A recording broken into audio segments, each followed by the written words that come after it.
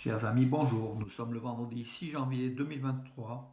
Il est 10 heures. Quelques news de l'Arménie, de l'Artsakh et de la diaspora arménienne. Donc 6 janvier, 6 janvier, la nativité arménienne. Donc l'église arménienne célèbre la nativité. Donc Christos Zenav Yevhaïtnetsav Tsezimezi Metz Avedis. Donc c'est la formule consacrée pour la nativité de Jésus. Toutes les églises arméniennes aujourd'hui donc fêtent la nativité. Actuellement, la télévision publique d'Arménie diffuse en direct depuis la cathédrale d'Erevan, Subkrikol Savoric d'Erevan, la messe de Noël avec le catholicos célébré par le catholicos Karekin II dans une église pleine, une grande église qui accueille 1700 personnes. Hein, voilà, donc actuellement. Et puis dans de nombreuses églises arméniennes, donc c'est la célébration de Noël, la nativité. Chez les Arméniens, c'est le 6 janvier, c'est pas le 25 décembre qui est une date païenne, hein, choisie par les Romains à l'époque. Voilà mes amis. Donc hier soir, le Djerakalus, en fait, la veille de Noël, donc des églises arméniennes ont aussi célébré donc la naissance de Jésus. Euh, et c'était pathétique de voir donc la cathédrale de Stepanakert. Nous avons vu aussi en direct, hein, la vidéo est sur ma page Facebook et vous pouvez trouver ailleurs, hein, aussi donc par la télévision de l'Artsakh qui était diffusée en direct et la vidéo est donc de plus de 2 heures. Vous pouvez suivre aussi la messe de Djeraka Louis, donc la veille qui était pathétique dans une salle, une cathédrale archi pleine, voilà, avec un peuple qui a la ferveur chrétienne et dont son sort est, comment dirais-je, est gravement mis en danger, sa sécurité, justement par l'Azerbaïdjan, qui veut qu'une chose, c'est envahir ou affamer ou essayer de faire en sorte que les Arméniens, les 120 000 Arméniens d'Al-Sar partent. Donc tous nos yeux sont une nouvelle fois rivés vers ces Arméniens de l'Artsakh qui vivent quand même, qui vivent quelque chose de dramatique. Rupen Vartanian, donc le ministre d'État de la République d'Artsakh, a proposé donc que le corridor de la Chine est enfermé, que l'on puisse utiliser. Donc il a demandé aux Russes et aux organisations internationales d'utiliser l'aéroport de Stepanakert pour justement faire un corridor aérien entre l'extérieur et l'Artsakh. A priori, pas beaucoup de réponses de la diplomatie internationale. Hein, donc voilà, donc Anthony Blinken prochainement, sans fixer la date, va avoir, comment dirais-je, va avoir une rencontre avec le Ararat Mizoyan, le chef de la diplomatie arménienne, et Ceyhun Bayramov, son homologue azéri. Donc les Américains qui prennent de la partie, qui mettent leur poids, tandis que la Russie garde le silence. Hein, donc Poutine a beaucoup de problèmes, comme vous le savez. Et donc l'Artsakh est un peu quelque part délaissé. Les forces russes de paix en Artsakh n'arrivent toujours pas à négocier l'ouverture de ce corridor de la Chine avec les Azéris. Voilà, donc on est dans une impasse. Entre-temps, l'Iran menace l'Azerbaïdjan que toute action contre l'Iran, donc à ses frontières, donc notamment en Azerbaïdjan ou au sud de l'Arménie, recevra une réponse décisive. Voilà, donc le ton monte entre Téhéran et Bakou. Voilà, c'est où c'est par rapport au pantouradisme, par rapport au monde de l'Empire ottoman et par le monde perse est toujours là, est une puissance, hein, le monde perse, avec 90 millions de personnes, l'Iran, avec une armée forte, voilà, qui menace, qui est peut-être aussi une parade, une sécurité pour l'Arménie. Surtout depuis la guerre de 44 jours en Artsakh. Donc au sujet de la guerre de 44 jours en Artsakh, avec les près de entre 5000 et 7000 morts du côté arménien, combattants, soldats et civils, 17 000 personnes ont été interrogées dans le cadre de l'enquête sur la chute de Chouchi. Puisqu'en fait, la défaite du Karabakh, c'était la chute de Chouchi qui qui était déterminante. Et aujourd'hui, donc, une enquête est menée. Donc, selon celui qui enquête, hein, qui a le dossier, c'est Argishti Karamian, le président du comité d'enquête de la République d'Arménie, affirme que tous les détails sont revus et deux, trois fois par rapport à ces déclarations pour voir faire une conclusion qui sera peut-être dans quelques mois sur cette affaire de la chute de Chouchi où on sait qu'il y a eu des trahisons, hein, il y a eu des actes de trahison, sinon Chouchi ne serait pas tombé comme ça. Voilà, donc ça se poursuit. Entre-temps, le maire de Djermouk affirme que le gouverneur de Vayotsol, dans la région dans laquelle se trouve Djermouk, hein, la ville qui a été attaquée, donc la ville thermale qui a été attaquée le 13 et 14 septembre dernier par les forces azéries. Djermouk, les hôtels, beaucoup d'hôtels, affichés complets déjà pour le jour de l'an, les festivités de fin d'année en Arménie. Ça dure quelques jours, hein. Donc aujourd'hui, l'Arménie est aussi une journée fériée depuis déjà le 31 décembre, hein. Et ça va continuer, je crois, encore 1 ou 2 jours. Voilà, donc c'est bon signe que les hôtels de Tchernobyl puissent réaccueillir les clients. Ça veut dire que la paix précaire est toujours là après l'invasion du 13-14 septembre. Les Azéris sont à quelques kilomètres de la ville, mais bon, ils ne bougent pas. Donc dans l'immédiat, la vie, elle reprend le dessus.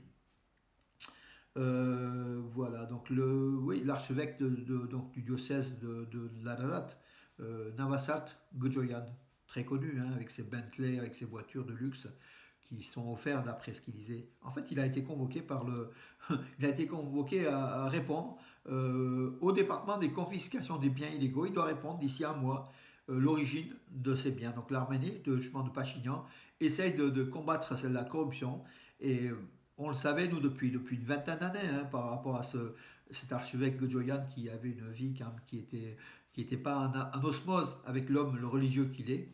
Je ne parle pas de Karekindo Deshmiadzin.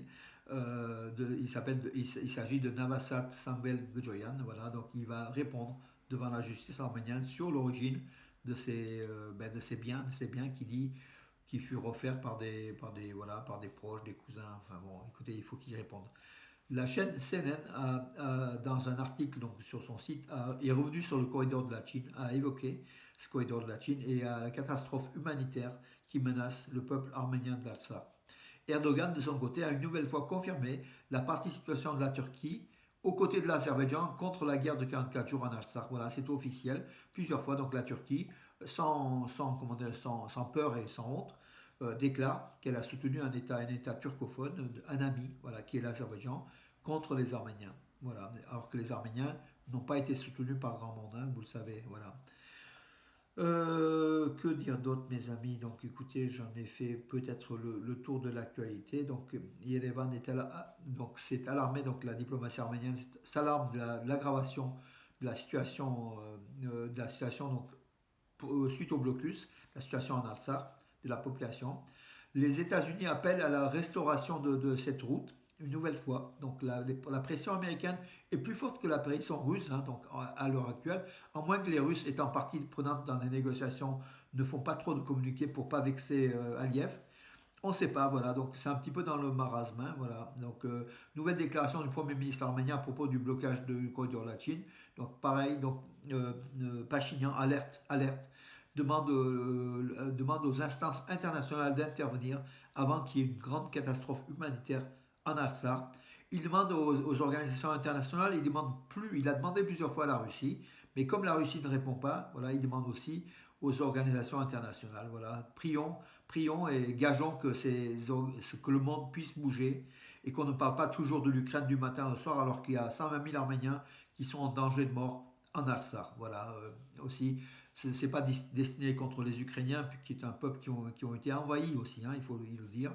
Mais aujourd'hui, nous en avons marre de cette politique américaine qui fait que l'Europe est prise en otage dans cette guerre contre l'Ukraine, de la Russie contre l'Ukraine, et que du matin au soir, toutes les chaînes de télévision, comment dirais-je, travaillées par les Américains, parlent du matin au soir, par l'OTAN, parlent du matin au soir de l'Ukraine, et de l'Ukraine, et pas beaucoup de l'Arménie. Et j'oubliais, mes amis, bien sûr, voilà, c'est dans les kiosques, hein, ça a paru hier, donc le jeudi, le point hebdomadaire Le Point, avec la rédactrice en chef qui est Valérie Touragnan, bravo, pour ceux enfin, je crois que vous le savez, et qui a, par le biais de Franz-Olivier Gisbert, un proche de l'Arménie avec quelques journalistes, hein, dont le Figaro Magazine, hein, Jean-Christophe Buisson par exemple, voilà, donc il a fait un éditorial sur l'Arménie. Franz-Olivier Gisbert, voilà, vraiment, il défend, il connaît le sujet, hein. Donc, achetez-le, il est en kiosque, hein. Il faut encourager aussi la diffusion de tous les journaux qui parlent des Arméniens. Il y en a très peu. Il y a le Figaro Magazine, il y a le Figaro, il y a le Point, voilà, ce sont puis quelquefois des fois Marianne, voilà, tout le reste, étonnamment, la presse ex de gauche, dite de gauche, est absente, aux abonnés absents par rapport aux Arméniens, par rapport à l'Artsakh, par rapport à l'Arménie, alors qu'avant, c'était la gauche qui menait les débats. Hein, je me rappelle, à Libération, on écrivait aussi. Hein, donc, beaucoup d'éléments. Aujourd'hui, la presse, c'est plutôt Le Figaro et Le Point qui défendent les Arméniens, ce peuple chrétien menacé. Et aujourd'hui, à l'heure de la nativité en fait arménienne, le 6 janvier, on pense encore plus à notre peuple, ce peuple arménien qui lutte une nouvelle fois, plusieurs milliers d'années après sa naissance en fait. Hein, le peuple arménien a entre 5000 et 8000 ans d'âge, et aujourd'hui encore, les Arméniens luttent pour leur survie, pour leur dignité, c'est un peuple à la culture originale, un peuple devenu chrétien il y a près de 2000 ans, 1700, non, un peu plus de 1700 ans, mais dont les premiers apôtres étaient il y a pratiquement 2000 ans, couraient donc dans les villes et villages d'Arménie, hein, donc Saint Thaddée et Saint Barthélemy, qui sont les saints qui sont sacrifiés, martyrisés en Arménie, dans la christianisation de l'Arménie. L'Arménie ayant reconnu en 301 par le roi Dotad III ou Dotad IV, les historiens ne sont pas trop d'accord, et surtout sur Krikol Savorich, hein, donc le père de l'église arménienne, ont reconnu le christianisme comme religion d'État. Voilà. C'est pour ça que beaucoup d'Arméniens s'appellent Krikol. Krikol, c'est le saint patron des Arméniens. Voilà mes amis, écoutez, j'en ai terminé pour aujourd'hui. Suivons la fin de la messe donc, à la télévision publique d'Arménie pour ceux qui peuvent se rendre dans les églises. Ce soir, donc, il y a aussi, donc, je note pour la population donc, de Valence et région, à l'église Maranatha, il y aura un spectacle de fin d'année, en fait, de la Noël, avec des enfants, donc avec des chants et voilà, des récitations, des prières. Nous irons à 19h, donc rue Paradis, Petit Paradis, donc à Valence, donc l'église Maranatha. Et je salue à l'occasion notre cher ami le père Luder Nassanian et son épouse, sa valeureuse épouse Ruth Nassanian, qui se démènent réellement pour raviver la flamme chrétienne autour de cette église et puis aussi autour de la communauté arménienne, puisqu'ils sont tous les deux investis au sein de la communauté arménienne que l'on salue.